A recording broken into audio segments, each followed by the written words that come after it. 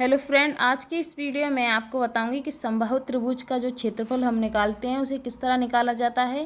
तो चलिए इस वीडियो को शुरू करते हैं। वीडियो शुरू करने से पहले अगर आप मेरे चैनल पर नए हैं तो चैनल को सब्सक्राइब करके नोटिफिकेशन ऑल जरूर कर देना, जिससे कि मेरे आने वाली हर नई वीडियो की नोटिफिकेशन आपको तुरंत ही देखने को मिल सके।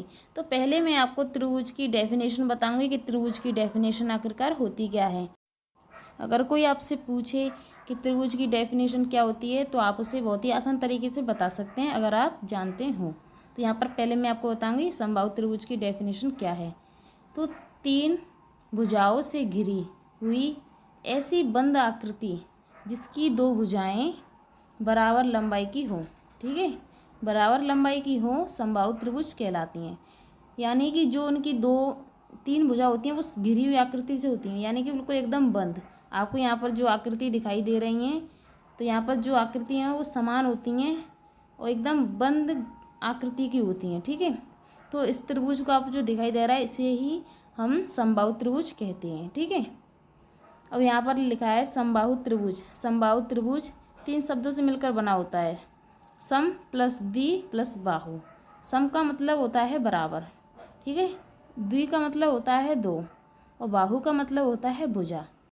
यानी कि तीन भुजा जो समान हो उसे ही हम समबाहु त्रिभुज कहते हैं, ठीक है। मैंने आपको जो अभी डेफिनेशन बताई है आप उसे अच्छी तरीके से याद कर लेना कि इसके आखिरकार डेफिनेशन क्या होती है।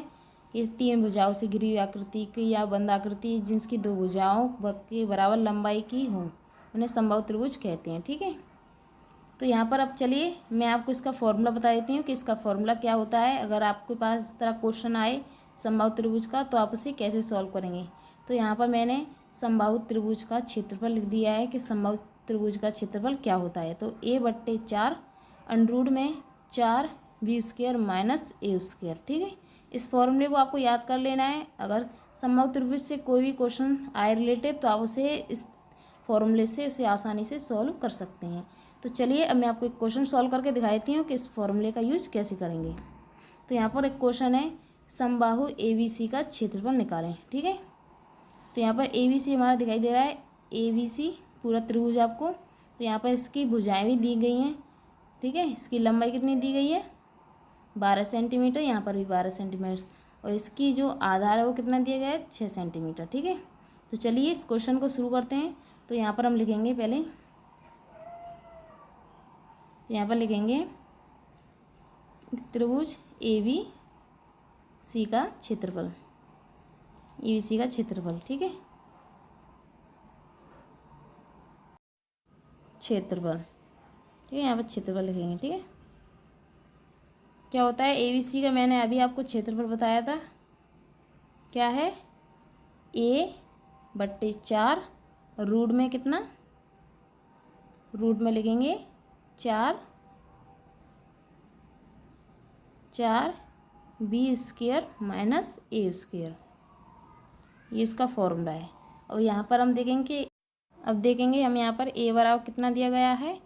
तो यहाँ पर लिखेंगे a बराबर दिया गया है 6 सेंटीमीटर, ठीक है।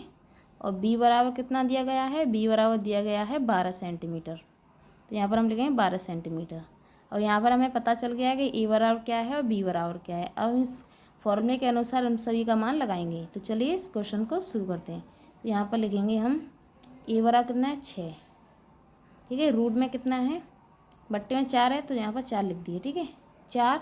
अब रूट में चलेंगे तो b बराबर कितना है 12, स्क्वायर है तो यहाँ पर स्क्वायर लगा देंगे, ठीक है। माइनस का निशान है तो यहाँ पर माइनस लगा देंगे। और a बराबर क्या है 6, तो यहाँ पर 6 का वर्ग लगा देंगे क्योंकि यहाँ पर भी वर्ग है, ठीक है। अब इसे हम काट देते हैं, इसे आप नीचे भी काट सकते हैं। तो यहाँ पर 2 से 6 3 बार कटेगा और 2 से 4 2 बार कटेगा, ठीक है। तो यहाँ पर हम लिखेंगे 3/2 और रूट में यहाँ पर 4 और 12 का वर्ग कितना होता है 144 माइनस 6 का वर्ग कितना होता है 36, ठीक है। तो यहाँ पर हम 36 लिख देंगे। और यहाँ पर देखेंगे, यहाँ पर मैंने सभी का मान लिख दिया है और यहाँ पर उसी को वैसे ही के वैसे लिख देंगे 3/2 जो 2 से कटी थी। अब 144 में आपसे ऐसा नहीं करना कि आपको 144 में 36 घटा देंगे फिर आपको 4 में गुणा करना है, ऐसा करेंगे तो आपका क्वेश्चन गलत हो जाएगा, ठीक है। पहले आप गुणा करेंगे सबसे पहले। तो 144 में आप 4 से गुणा करेंगे तो कितना होगा, 144 में 4 से गुणा करेंगे तो 576, ठीक है, माइनस अब यहाँ पर 36 लिखेंगे, ठीक है। अब लिखेंगे यहाँ पर 2/3/2 और रूट में 576 में से 36 जाएंगे तो कितने बचेंगे? 540, ठीक है। अब यहाँ से लोग गलती कर जाते हैं, ठीक है, यहाँ तक तो सभी सही करते हैं क्वेश्चन को, यहाँ से गलती कर जाते हैं। अब मैं आपको यहाँ से बताऊँ कि यहाँ से इसे किस तरह किया जाता है, ठीक है। यहाँ से लोग गलत कर देते हैं, उनका गलत जो उत्तर होता है वो गलत हो जाता है। तो यहाँ से इनका हम क्या करेंगे, पहले हम छोटी संख्या से आपको करके बताएंगे। छोटी संख्या मतलब छोटी संख्या से आपको इसे सॉल्व करके बताएं कि इस तरह अगर आए रूट में तो आप उसे किस तरह सॉल्व करेंगे। तो यहाँ पर मैं लिखूँगी 48 का हमें इस तरह लासा लेना है, ठीक है। तो यहाँ पर 48 में 2 से भाग देंगे तो कितनी बार कटेगा? 24 बार, ठीक है। फिर 2 से 24 कितनी बार कटेगा? 12 बार। फिर 2 से 12 कितनी बार कटेगा? 6 बार। फिर 2 से 6 कितनी बार कटेगा? 3 बार। अब 2 से तो जाएगा नहीं, तो यहाँ पर 3 से जाएगा 1 बार। तो यहाँ पर जो जितनी भी संख्या आई हैं उन सभी को हम रूट में लिख लेंगे, ठीक है।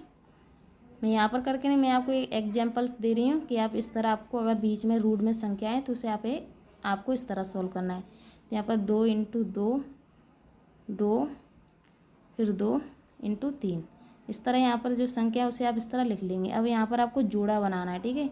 जितनी संख्या का बन जाए उतनी संख्या का आपको जोड़ा बनाना है। तो यहाँ पर 2 जोड़ा बनाए तो 2 संख्या को रूट से आप बाहर निकाल लेंगे, और 3 का जोड़ा नहीं बनाए तो 3 को आप बाहर निकाल लेंगे। अब 2 का गुणा 2 में करेंगे तो 4 और रूट में 3। तो यहाँ पर अगर इस तरह क्वेश्चन आए तो यहाँ पर इस तरह आंसर निकल आ जाता है।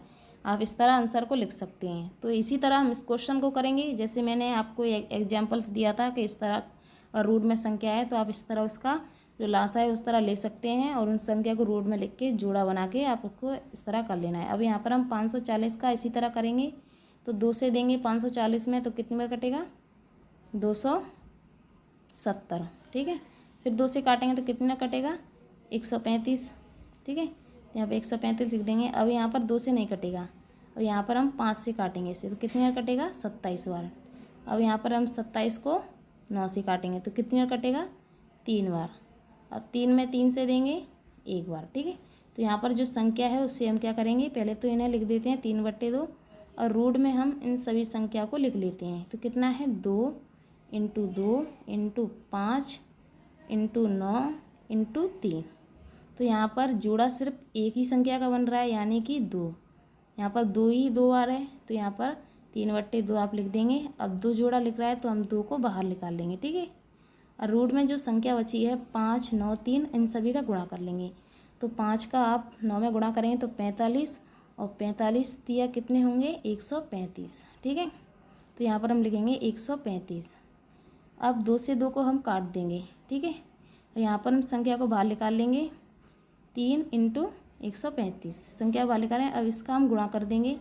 135 में हम 3 से गुणा करेंगे तो कितनी बार जाएगा?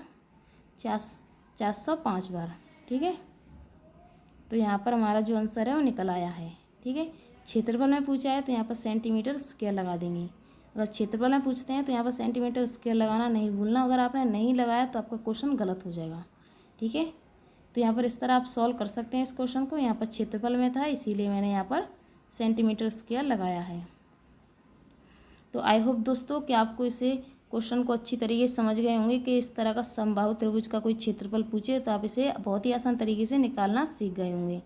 दोस्तों अगर आपको वीडियो पसंद आए वीडियो को लाइक कर देना, अपने फ्रेंड्स से शेयर कर देना। अगर आपको कोई डाउट हो तो कमेंट बॉक्स में ज़रूर बताना। दोस्तों अगर आपने मेरे चैनल को अभी तक सब्सक्राइब नहीं किया है तो सब्सक्राइब करके नोटिफिकेशन ऑल जरूर कर देना, जिससे कि मेरे आने वाली हर नई